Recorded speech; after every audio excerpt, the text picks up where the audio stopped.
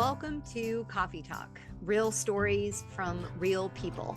I'm your host, Kate Coffey-Bacon, and every Monday we'll sit down for honest conversations about successes, failures, and the lessons we learn from both. So grab your coffee, settle in, and let's talk.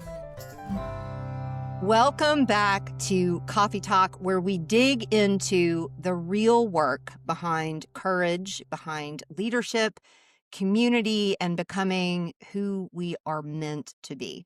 Today, we're going to talk about resilience, not the motivational poster version on the wall behind you, but the kind that is lived, rebuilt, and most importantly, earned. And that brings me to today's guest, someone who has had to practice resilience across industries, identities, and seasons. Wow, David Fullwood is one of those very rare leaders who reinvents without performing reinvention. Let's put a pin in that and talk about that some more. He has trained elite coaches. He has owned businesses, led regional education for Allstate, stood on national stages as a presenter, and now develops people and operations at Alloy Personal Training. What intrigued me most was not his resume. It was the through line. David builds capability, but he also builds character. That's a massive introduction for my dear friend, David. Welcome to Coffey Talk. Hey, thank you so much. It's great to be here. So before we jump into today's topic of conversation, I'd love for listeners to know you a little bit more. So give us a snapshot. This is a big snapshot. So let's just dive right in. Okay. What forces shaped you? Another question, what matters most to you right now? Okay. Well, thank you so much. I'll try to narrow down a lot of experience and time on this earth to a snapshot, not necessarily a video. I had a 25-year career in corporate America, and that certainly shaped me. I think there was some shaping going on before that, academically and all my experiences, but a 25-year career in a variety of different positions with a major company.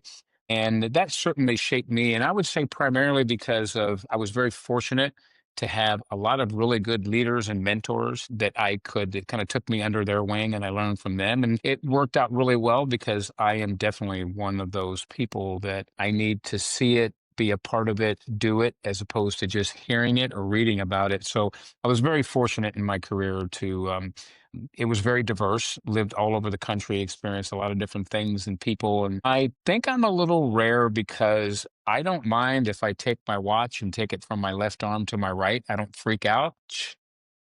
I know yeah, I would say for me, for whatever reason, I've accepted that the one constant is change. And I think that has a lot to do with, not to break this down to a psychological thing or psychiatry, but has a lot to do with my childhood. We did kind of move around a lot. So I just had to go with the wind and embrace change. So it hasn't been something that gives me anxiety. I'm not saying I don't have anxiety and change doesn't bring about that. But I think through professional career, a lot of different roles in different areas, I've just embraced it. Well, let me give it a shot. I was raised, my mother always has taught me fantastic lessons. And I thought that I would find myself more valuable if I could do many things as opposed to just one. Now, I like to be good at a couple of core things, but that definitely shaped me. I was shaped quite a bit when I went off and took the dive into owning my own business. And I'm sure we'll get into that a little bit. And now I'm somewhat owning what I do now, just not necessarily from a solely financial perspective, more from an equity perspective, and building and helping to build the model of this franchise that we're in now. So I hope that answers the questions. I tend to be long-winded, and like, what was the question again? Hopefully that answered it. In terms of what I value, I value people. I definitely, number one, I value family. I value my spirituality, and I value human beings. I think we all have something to offer. We're all unique, and it's hard for me to understand why people don't get along. I'm not talking about that we necessarily have to have dinner with someone you don't know, but just what we have in common is we're human. And I value that. I was raised that way, to respect others and to seek other perspectives. And I don't fear doing that. We all have something to offer. So I value just all of those core things. And I owe that all to how I was raised, is to value other people and love other people and do things for other people. So that would be my value. And that, foremost, I think, is what I believe in spiritually, my family, and everyone else. I can already see myself in your story so much. And I know there are people listening right now that are, driving their car or having their morning coffee or, and they're kind of nodding along. Like, yes, I see it. I feel it. I identify. We've already covered so much in 4 or 5 minutes. Your career has been vast. You've done so many things. What is a defining thread that has connected all of these roles and all of these experiences that you've had? I think the defining thread for me was certainly when I went in to own my own business. I started a fitness business and we began the operation. I learned a lot about I was helping people set up their own business. And I thought, "Well, I can do this." And I have a passion for fitness. That was one of my side gigs, even in a professional career. And so I decided to kind of go off on my own and do that very thing. And we decided to do that in December of 2019.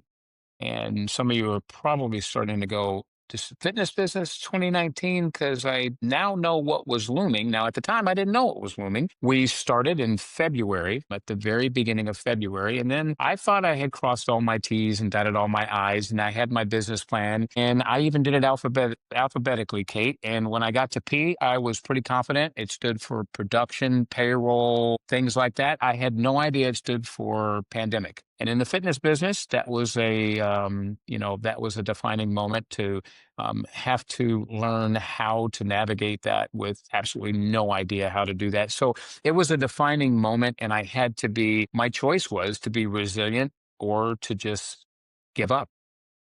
That actually sets us up perfectly because the version of you that I've met recently that I see today, I've known you since what, March, April, Hmm. May? Hmm. That version didn't appear overnight. So let's start right there. When did resilience stop being a concept and start being very personal for you? I think we've already touched on it a little bit. It became very personal when I had the responsibility of not only my family, myself, but for other people, whether they be employees or members. And I don't like to let my family down. I don't like to let myself down. And I certainly don't like to let other people down. So it became very apparent that I had a choice to make. And that's the beautiful thing. It was a choice. Sometimes we're faced with things and we don't think it's a choice. And at the time when I was first going through it, I didn't think it was a choice. Well, this is what's happened. The whole world's falling apart and I'm just going to fall apart with it. And I thought, no, I still have a choice. And so that's when it became apparent to me that there were many things that I could do, pivot here, pivot there, but I wasn't just on an island with absolutely nothing available to me to rebuild myself and not let it's kind of like on the airplane, you've got to take care of yourself when that mask comes down, as opposed to trying to put it on someone else. Because if you don't have you, it really all falls apart. So that was a defining moment and probably one of the greatest challenges and tests that I've ever had, at least professionally, is to regroup. And I wasn't able to restart or to continue that business. But things happen for a reason. I firmly believe that. And it exposed me to what I'm doing now. If it hadn't have happened, I wouldn't be where I am now. So at that time, I knew there was something. I just didn't know what it was, but I knew I had to take steps to prepare myself or to at least have myself have the opportunity to be in a place where I could see that there was opportunity. If I was in the closet and I shut the door and I locked the door, no- nothing was going to happen. So I had to get back out there. Yeah. So there are two very big circles of community that I live in, and one is absolutely my work world, and I just dive in. Anybody that who's listening knows that, like you're my family. Also, very much has been my fitness journey, and that is a very big part of my life. I saw so many of my small business friends in the fitness world rising above. You want to talk about resilience, like capital letters. You've rebuilt across numerous careers, contexts. What were the anchors you return to when something falls apart or stalls out? Right. So there's a reason that we do everything, and there's a reason you start something. And I knew that I had a passion for helping people, especially in fitness, and helping people realize in a safe way that they could do more than they thought they could and celebrate that success. So that was such a deep passion for me that I ultimately never wanted to let that go. So some of the specific steps is, given that, let me surround myself with anything and everything that shares that, because that's like a support system. And if I didn't surround myself by those same people, I probably would have lost the energy, lost the enthusiasm, or been uninspired to do it. So I think surrounding yourself with those who can understand, relate to, and give you different perspectives that you, when you're in yourself, you see it by your lens. And so it helped me to say, well, there's probably a better prescription out there. So that surrounding yourself, having healthy outlets when you are stressed and when you have those things, finding ways that are outlets that are going to help you through those things, and seeking knowledge. That's really, really important, because the thing that I learned about being a business person is the biggest challenge that I ever had is not knowing what I don't know, because you don't even know to ask. And so after collaborating with people and getting out there and learning and observing, I realized I didn't even know to know that. If I wasn't out there, I wouldn't ever be exposed to it. So seeking knowledge, most of what we learn comes from someone else. And Yeah. I knew that. Yeah, there's that saying that we are the sum of what the 5 closest people, in our life, and I live and breathe by that. Mine is a little bit more than 5. I'm very thankful for that fact, but we are the product of those around us. So when you start surrounding yourself with greatness, you rise. You can't help but rise. So I think that's a really good note for us to seek out mentors that can offer that different perspective that you talked about. When you may look at me do something as it relates to fitness that you haven't ever done before, and you don't know if you can do it, but what you do know, you just saw me do it, so you know it's possible. So the question is, do you yourself believe it's possible for you? It's a form of a lesson of resilience, because let's say you have failed at it before, either didn't do it or tried it and it didn't work. To be resilient is to come back and do it again, and then do it again, and then do it again until you get to the point where you've done it. I love that. And I think that there is another way to say that. I've talked before about trusting yourself. And I think that in doing that, in that consistency and that resiliency, you start rebuilding or building self trust through small wins, where you Hmm. say, I showed up in this way. We'll use fitness as an example. We know that I go to Alloy at 6 a.m. with Sterling. 6 a.m. is not my time to shine. But every time I go and I leave at 7 a.m., that feels like a small win for me, Sure. because I would much rather be at home, snuggled up with my dogs, Yeah. right? So, but that's building trust in me that I'm going to show up and do what I say I'm going to do. Hmm. So Hmm. talk to me about some times, maybe give an example of where through your resiliency, maybe you did the same. You showed up, you trusted yourself, and you saw there was proof in the pudding with small wins. One of the things that helps me with the resiliency is when I don't talk myself out of what success would feel like if I did it. Hmm. And what I mean by that, if there's something that I'll commit to, then I remember that when I committed to it and when I achieved it, I felt so good. There's times even related to fitness. I think a lot of people think, well, when you're in the fitness industry, well, you've got all day to work out. It's not that way. We're running a business. But I have plenty of times when I don't necessarily want to, just because I could do something else. But I remember, hey, I celebrated a success that I did it.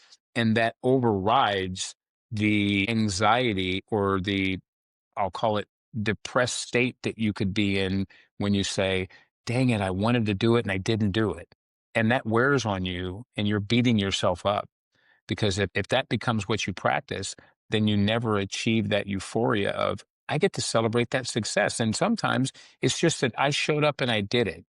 I'm not trying to break a record every day. I just want to the small steps of just achieving it. I've never met someone after nearly 30 years in the fitness industry that regretted achieving the result of just working out for that day. No one's ever said, "Well, it really sucks that I went to work out today. I feel horrible." It's more like I've never heard of someone regretting their achievement.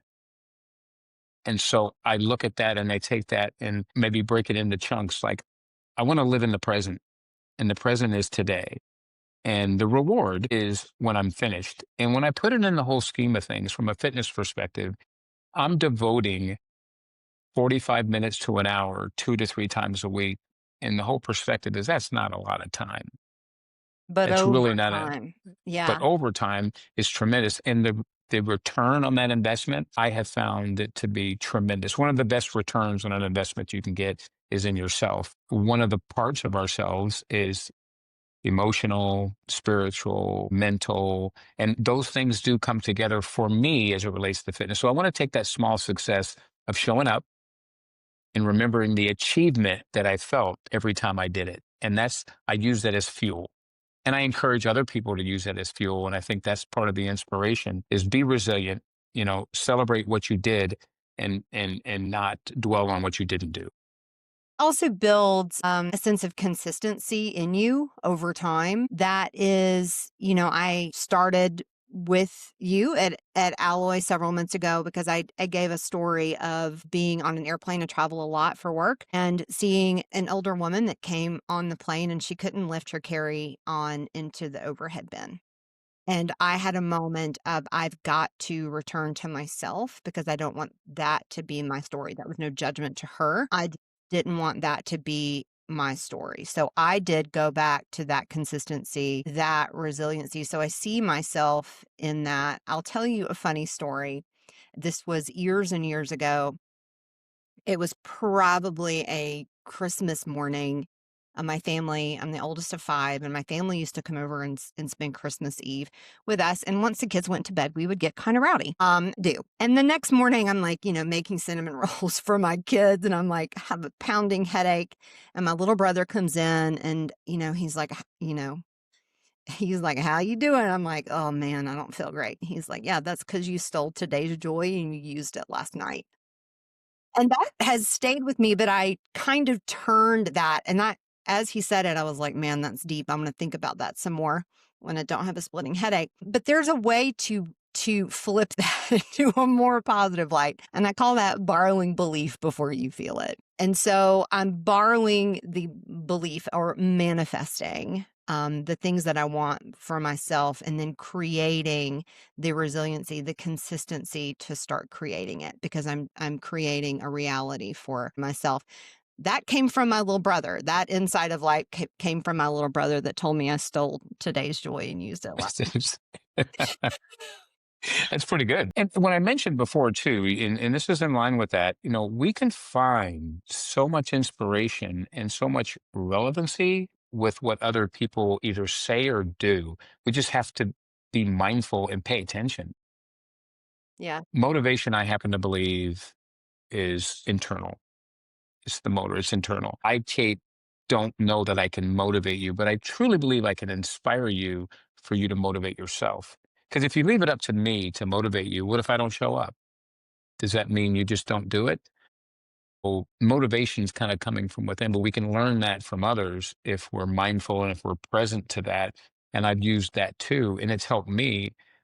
And what really drives me to be resilient and to help others is those successes that they talk about, and I hear them quite routinely.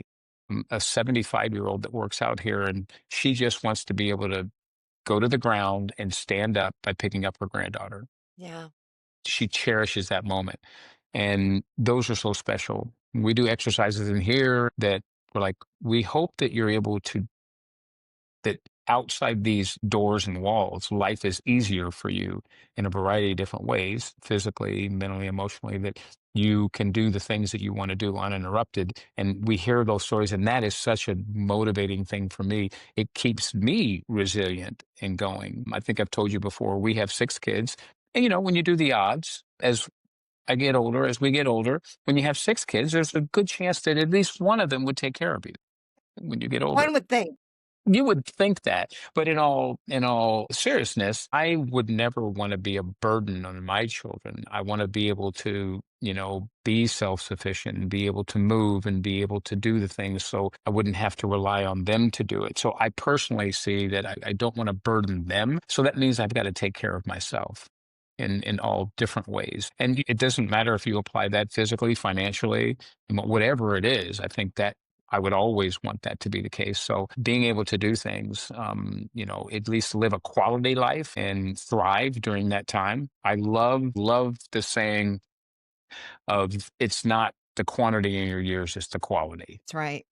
It is the Right. quality. It's not the years in your life. We can just lie there, but it's the life in your years. And I'm all about vitality. And that's one of the things that has helped me.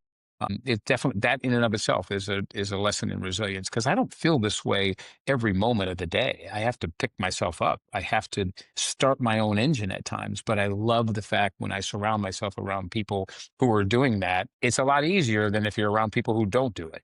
Right. You certainly have been a huge inspiration and motivator for Sterling and I, as we both tried to tighten up and fly right again this year. And in between reps, we've shared bits and pieces of our stories, and I always enjoy those conversations that we have. You show up completely authentically with a smile on your face. You're always so positive. So you have done so many things. We mentioned that at the beginning of the show. You've a trainer, you are a trainer, you're operating a business, you're business owner, educator, presenter. What part of you stays consistent and what part of you keeps evolving? Wow, that's a really good question. What part of me stays consistent? I would say that it's my passion for what I do. And that's an ongoing thing because there is change, but I stay true to my passion. That's the most consistent thing. From an evolution standpoint, I want to seek to understand.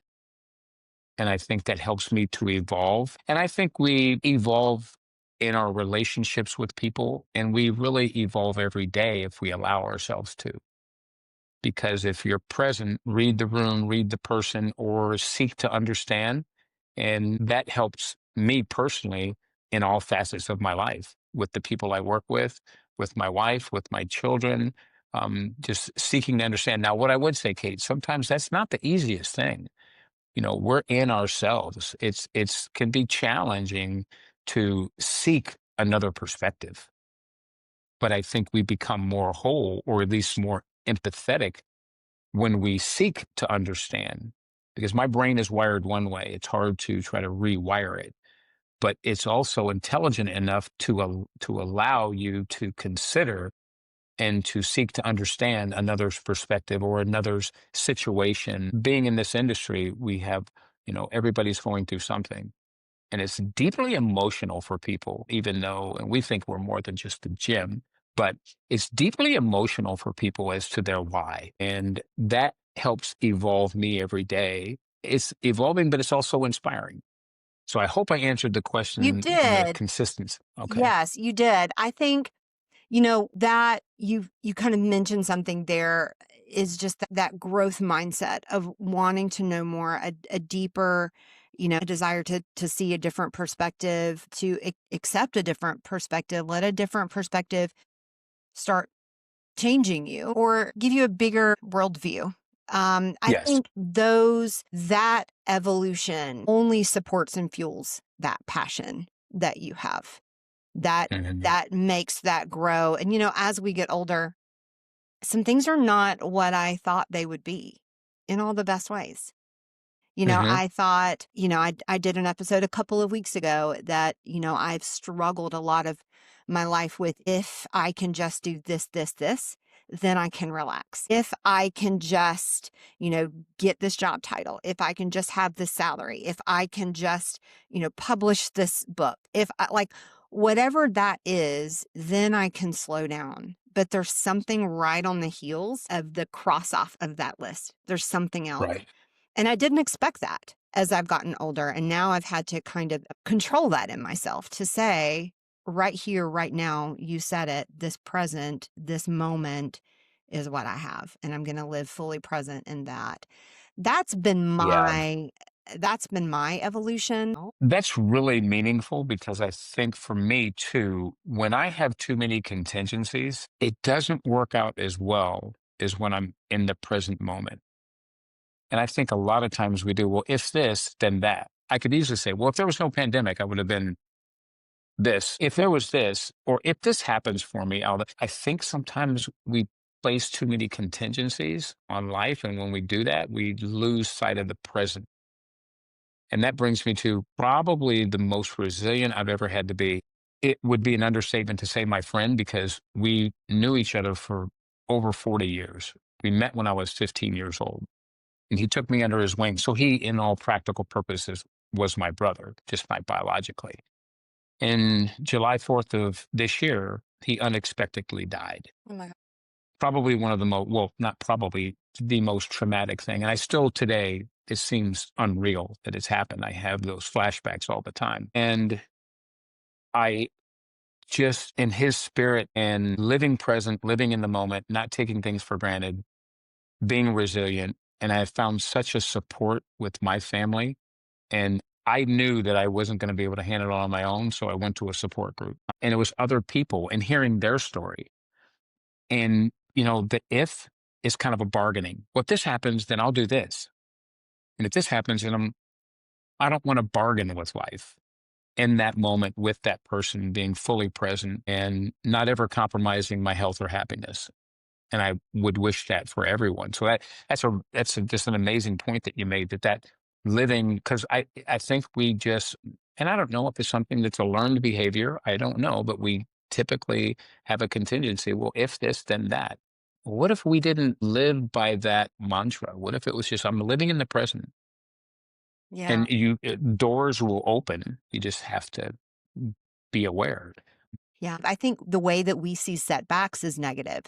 I think that if you can reframe that in your mind and you know your purpose, you know where you're headed, setbacks are just things that happen to Mhm. realign you with your purpose. And that feels kind of like maybe a little woo woo to say, but once you've gotten to a point where you have an experience that where you see that, you're like, but not Yes. getting that job or the pandemic or because of this, I now have this.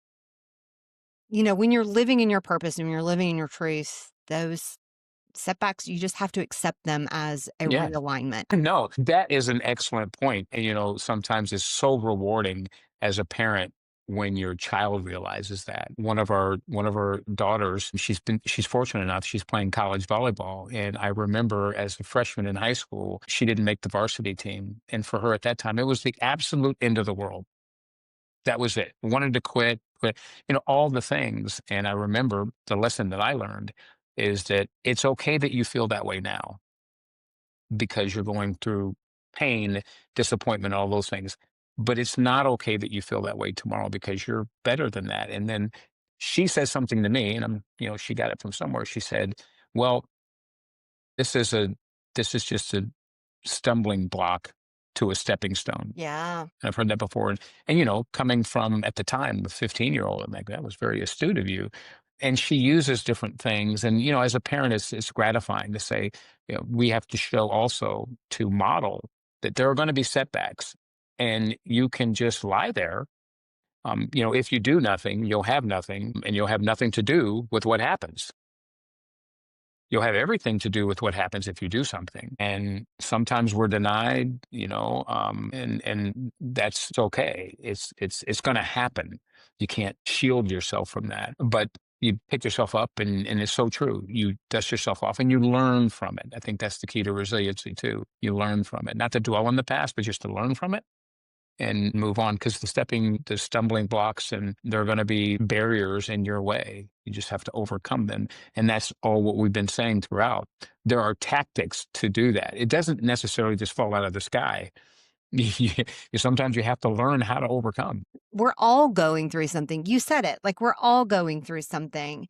And I think this episode is going to land with someone today that may be carrying something that they maybe need to reframe the way that they're thinking about it. Hmm. There's always another side. There's always the flip side of the way that you're thinking and feeling about something. And that resiliency, just holding true to that and believing what is going to be before it has come and saying those I am statements. I am resilient. I will rise above this. I am capable. Those I am statements, when you're in the middle of something, can ground you and Hmm. push you through. Yes, and however you define your success or what success means would also be taking an oath of, I'm going to need to be resilient Yes. because things are going to happen that we cannot control, and being able to accept I couldn't control the pandemic. I couldn't control that my friend passed away, Yeah. but I had to be resilient in order to be successful. And that's a measure. That's subjective. And I'm not narrowing that down into a pigeonhole to say it's financial. I mean, just success of life and what thrills you with life. What's a life lesson you learned too late? Too late. And taking things for granted, you have to realize what it is that you have. And it can be easy when you've always had it or once you acquire it, but being appreciative that you have it. And sometimes that's a little bit of a struggle for me because I have things and I'm so fortunate and blessed to have them.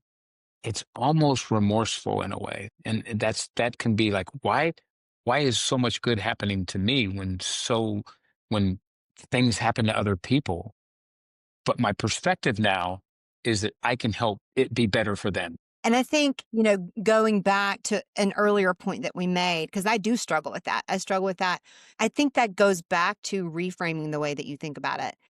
Because a lot of things have not gone right for me. A Right. lot of things. I've gone Yeah. through a lot of big things. And going through those things, learned resiliency.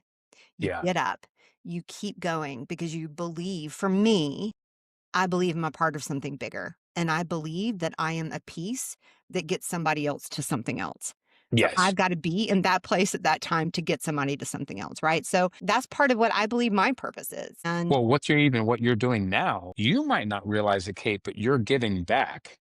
I don't know because you're doing what you do, but for me, you're giving me the opportunity to do something to where if I didn't know you didn't meet you or if you didn't do these things, I wouldn't have that. So I'm thankful that you, so even though you might not even realize it, that's what you're doing for me. thank you. Thank you. David, thank you for coming on to Coffee Talk today. You reminded me that resilience isn't a badge that we wear, it's a behavior. It's showing up when you don't want to show up, continuing in your mission and what you believe is your path and what you should be doing. It's choosing movement, whether that be with your body or with your forward momentum. Where can people connect with you or learn more about the work that you're doing? Well, you can connect with me either through Alloy. Yep. Okay, you can connect with me there, or you can connect with me with my personal Instagram. That would be fantastic. I love people. I'd love to hear from you and collaborate. I'll put all of these links in the show notes. So if you would like to connect with David, 10 out of 10, highly recommend. I'm so thankful for 2025 for so many things. You're at the top of that list that you have come into our lives and you're such an inspiration and a motivation for us 2 to 3 times a week. That means a lot, Kate. Thank you. Anybody that can put up with me 2 to 3 times a week is pretty Anybody that good. can put up with me 2 to 3 times a week deserves the badge as well. Yeah. So, friends, whatever may be tugging at you, if something is pulling, remember, don't live in the past. Learn from the past. Keep moving forward. Until next time, keep building and keep going. We'll see you soon. Thank you for joining us today on Coffee Talk. A special thanks to my guests for sharing their story and to you, the listener, for being a part of this conversation. If you enjoyed today's episode, be sure to subscribe so you never miss a Monday morning chat. Until next time, I'm Kate Coffey-Bacon, and this has been Coffee Talk.